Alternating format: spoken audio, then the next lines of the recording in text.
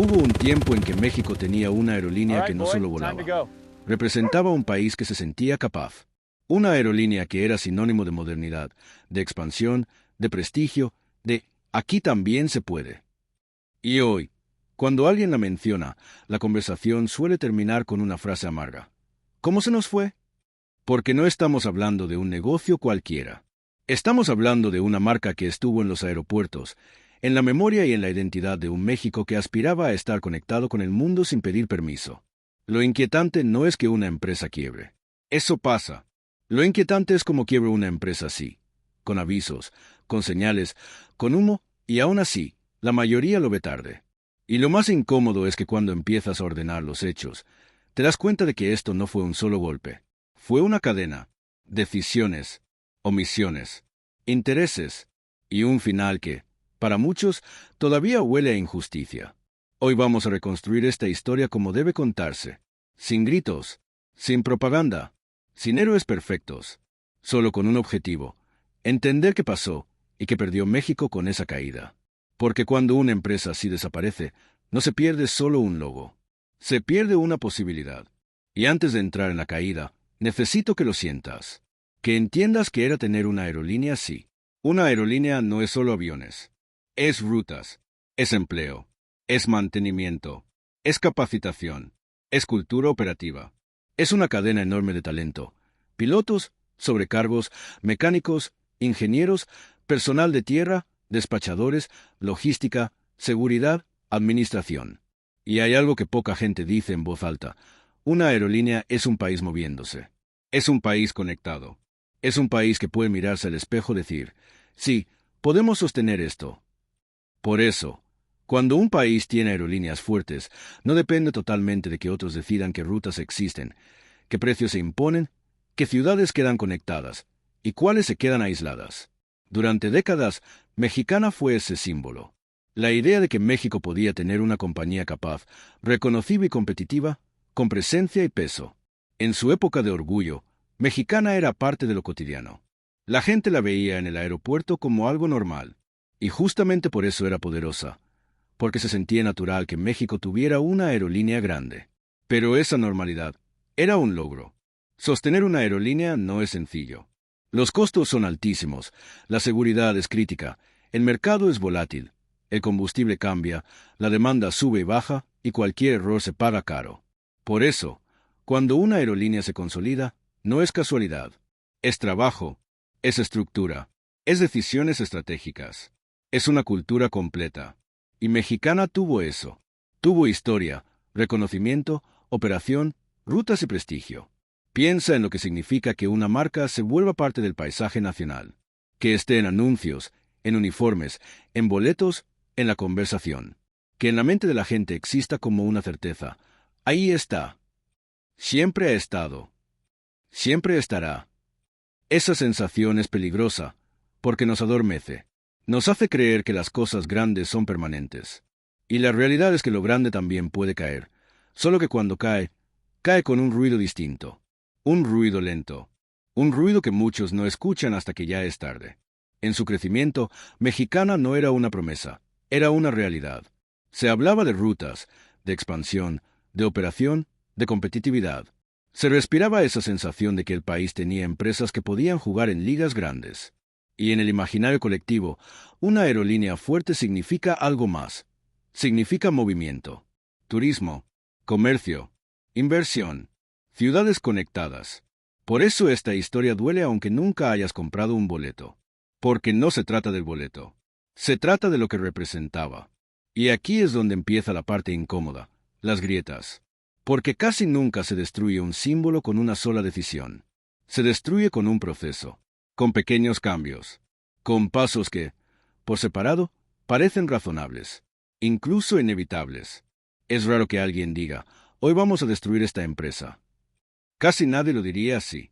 Lo que dicen es: hay que ajustar, hay que reestructurar, hay que modernizar, hay que recortar, hay que ser eficientes, hay que salvar lo que se pueda.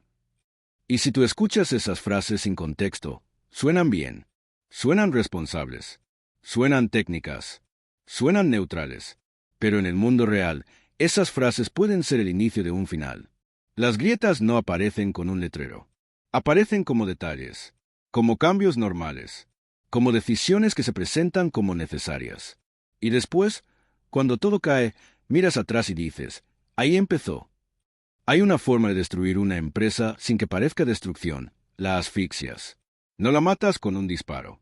La matas con costos, con deudas, con conflictos, con decisiones internas, con condiciones externas, con reestructuras que prometen futuro pero dejan heridas. En una aerolínea, hay factores que vuelven todo más frágil. Si la operación se vuelve cara, necesitas eficiencia extrema. Si hay deudas, cualquier variación del mercado te rompe. Si hay tensiones laborales, se deteriora la capacidad de maniobra. Si hay mala gestión, la marca se vuelve un barco pesado sin rumbo. Y aquí empieza el verdadero misterio. Porque para mucha gente, la caída se siente como un rompecabezas donde cada pieza se justifica sola, pero juntas forman una tragedia. En algún punto, la conversación pública dejó de ser «¿Qué fuerte es esta aerolínea?» y empezó a ser «¿Qué le está pasando?». Aparecen señales, problemas financieros, presiones por costos, tensiones internas, cambios de control, decisiones administrativas discutidas, un entorno más competitivo. Y ocurre algo que es casi invisible para el espectador. Cuando una empresa entra en crisis, también entra en crisis su relato. Ya no sabes qué creer. Cada versión parece incompleta. Cada comunicado parece escrito para ganar tiempo. Cada declaración suena así, pero... Y cuando la gente deja de creer, se rompe algo que no se ve en los estados financieros. Se rompe la confianza. En una aerolínea, la confianza lo es todo. Porque no estás vendiendo un producto que puedes devolver al día siguiente. Estás vendiendo seguridad, puntualidad, continuidad. Estás vendiendo la promesa de que vas a despegar y vas a llegar. Cuando esa promesa se siente frágil, el público se mueve. Los clientes buscan alternativas. Los socios se cubren. Los proveedores exigen garantías. Y el círculo se vuelve más apretado. Aquí entra un mini detalle que cambia todo. Una empresa en crisis, además de pelear contra el mercado, pelea contra el tiempo. Porque el tiempo en crisis es más caro. Cada día pesa. Cada semana duele. Cada mes se vuelve una batalla. Y entonces llega el momento donde la historia se divide en dos. La versión optimista dice, se iba a reestructurar. Era temporal. Se iba a rescatar. La versión amarga dice, se estaba preparando el final. Y la verdad suele ser más incómoda que cualquiera de las dos. Porque la verdad casi siempre es una mezcla de errores, intereses y decisiones que en el papel parecen racionales, pero en la vida real destruyen. Ahora escucha esto con atención, porque es el patrón que se repite en muchas empresas mexicanas que pudieron ser. Primero, la empresa deja de ser un orgullo y se vuelve un problema.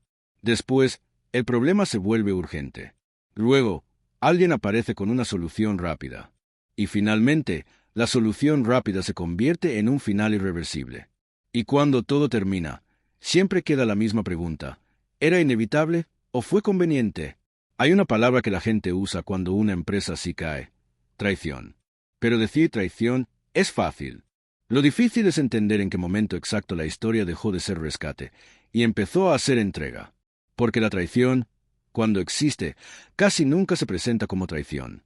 Se presenta como trámite, como tecnicismo, como no hay de otra, como un documento firmado, como un acuerdo, como una negociación.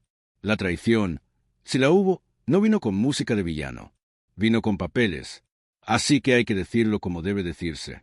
En torno al final de Mexicana, hay elementos que para muchos no cuadran. Elementos que vistos en conjunto crean una sensación de que no fue solo mala suerte. Cuando se habla de reestructura, siempre se promete un regreso. Cuando se habla de ajuste, siempre se dice es necesario. Cuando se habla de negociación, siempre se presenta como la única salida. Pero en el resultado final, lo que ves es esto: una aerolínea que fue símbolo nacional termina suspendiendo operaciones. Y miles de familias quedan en el aire. Trabajadores, proveedores, personas que dependían de esa operación. Y aquí viene lo importante. No se trata de señalar a una sola persona. Esto es más complejo. Hay administración, finanzas, marco regulatorio, mercado, competencia, condiciones laborales, decisiones internas.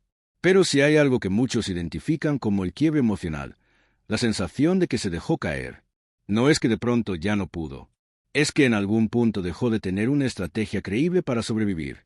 Y cuando una empresa deja de tener estrategia, le pasa algo peor que perder dinero. Pierde dirección. Empieza a moverse por reacción, a apagar incendios, a sobrevivir semana a semana, a negociar en desventaja, a ceder terreno. Y ahí aparece la pregunta central. Cuando una empresa así empieza a caer, ¿qué se hace para salvarla? Porque salvar una aerolínea no es solo poner dinero, es hacer un plan que la haga viable. Rutas, costos, gestión, confianza, inversión real, operación sostenida, acuerdos justos. Y lo que se vio desde afuera fue un escenario donde la viabilidad se debilitaba mientras la narrativa pública seguía diciendo, se está trabajando. Ese contraste es el corazón de la sospecha, porque hay una distancia enorme entre se está trabajando y esto es viable. Hay una distancia enorme entre estamos en negociaciones y vamos a operar mañana. Hay una distancia enorme entre hay una reestructura y hay futuro. Y esa distancia, cuando se alarga demasiado, se convierte en lo que nadie quiere pronunciar. El final. Imagina este momento. Una aerolínea histórica. Una marca reconocida. Trabajadores con décadas de experiencia. Un país que la vio crecer. Y de pronto, la operación se detiene. El silencio de una aerolínea en un aeropuerto es una imagen extraña. Un mostrador sin gente. Un letrero apagado. Un logotipo que ya no está. Un espacio que se vuelve vacío. Y hay algo todavía más duro. La gente pasa frente a ese vacío como si fuera normal. Como si fuera inevitable. Como si siempre hubiera sido así. En ese momento, la caída se vuelve real. Porque el símbolo deja de existir en el mundo físico. Y ahí, en ese vacío, ocurren dos cosas. La gente común entiende el golpe. Y los que conocen el sistema entienden el negocio. Porque cuando una aerolínea desaparece, no desaparece solo la marca. Queda el mercado. Quedan las rutas. Queda la demanda. Quedan espacios operativos que en la industria valen oro. Queda el lugar que alguien más va a ocupar. Y esa es una verdad dura. En el mundo empresarial, cuando uno cae, otro se beneficia. No necesariamente porque lo haya empujado. A veces solo porque estaba listo para ocupar el lugar. A veces porque el mercado no espera. A veces porque alguien ya tenía el músculo para entrar. Pero desde fuera, eso se siente como saqueo. Se cayó y alguien se quedó con lo que era suyo. Y aquí es donde el espectador suele preguntarse algo que casi nadie responde con honestidad. Si esto iba a pasar, ¿por qué no se evitó? Si era tan grave, ¿por qué se prolongó? Si había tantas señales, ¿por qué se actuó tarde? Y aquí viene otra idea incómoda. En muchas historias nacionales, el problema no es solo el error. Es la normalización del error. Es la costumbre de que los símbolos caigan y nadie pague el costo político, moral o social. Entonces llega lo que casi nunca se mide bien. Lo que un país pierde cuando pierde una empresa así. Primero, trabajo y dignidad. Miles de personas quedan atrapadas en procesos largos, desgastantes, inciertos. Y cuando una empresa cae así, muchas veces el golpe no es solo económico. Es emocional, porque el trabajador no pierde un empleo. Pierde una vida construida en torno a una industria. Y hay algo más. En el trabajo aeronáutico hay orgullo. Hay identidad. Hay disciplina. Hay oficio. Hay carrera. Hay años de formación. Hay responsabilidad. Hay una cultura que no se compra en una semana. Cuando eso se rompe, no solo se rompe un contrato. Se rompe una historia personal. Segundo, capacidad operativa. Una aerolínea forma talento. Y ese talento no se improvisa. Los mecánicos no aparecen de la nada. Los pilotos no se forman en un mes. Los procesos de seguridad y mantenimiento no se construyen rápido. Cuando esa estructura se rompe, el país no solo pierde una empresa, pierde una parte de su músculo, pierde experiencia acumulada, pierde escuelas informales de conocimiento donde un veterano enseña a uno nuevo, pierde continuidad. Tercero, conectividad. Las rutas cambian, los precios se ajustan, las ciudades compiten por mantenerse conectadas. Y cuando un actor fuerte desaparece, el mercado se reordena con otra lógica.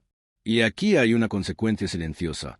El país se acostumbra a depender de decisiones tomadas lejos, a depender de intereses que no siempre coinciden con los tuyos, a depender de lo que sea rentable para otros. Cuarto, orgullo en narrativa. Tal vez suene intangible, pero pesa. El país aprende una lección amarga, que incluso lo que parecía sólido se puede desmoronar, y esa lección se convierte en resignación. Así pasan las cosas.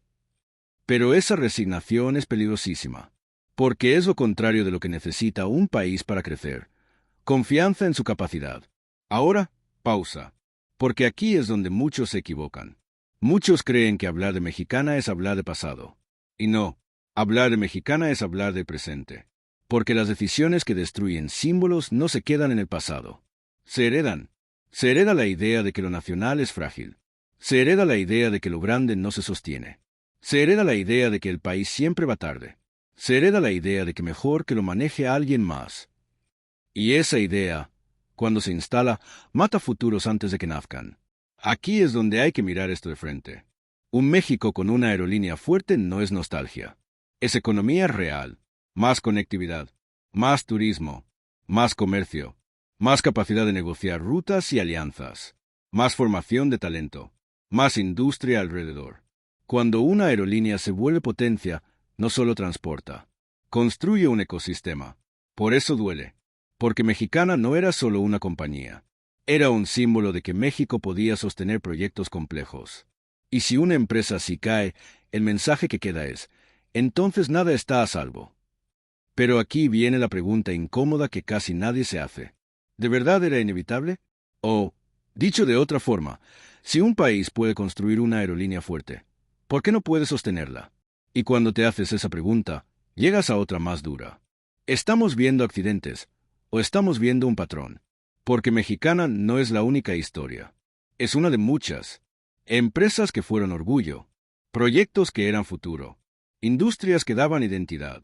Y luego, algo las frenó, las partió, las vendió, las desmanteló, o simplemente las dejó caer. Y aquí el punto no es quedarnos en la tristeza. El punto es entender. Porque si entiendes el patrón, lo puedes reconocer antes. Puedes reconocerlo cuando una empresa deja de ser orgullo y se vuelve problema. Puedes reconocerlo cuando el problema se vuelve urgente. Puedes reconocerlo cuando aparece la solución rápida. Puedes reconocerlo cuando la solución rápida pide sacrificios, siempre del mismo lado. Y cuando lo reconoces, ya no te agarra dormido. Hay una imagen que me persigue cuando pienso en esta historia. La imagen de algo que estaba vivo y de pronto deja de estarlo, y el país sigue caminando como si nada. Como si perder símbolos fuera normal. Como si perder industria fuera normal. Como si perder futuro fuera normal. Pero no lo es. Y por eso existe este canal. Para decirlo con calma, con hechos, con memoria y con dignidad. México tuvo, México pudo, y alguien decidió que no. Y si quieres entender de verdad ese patrón, el siguiente caso es clave. Porque ahí no estamos hablando de una aerolínea. Estamos hablando de una decisión que cambió el país completo. Una decisión que reescribió el mapa del poder económico. Una decisión que nos acostumbró a una palabra peligrosa, privatización.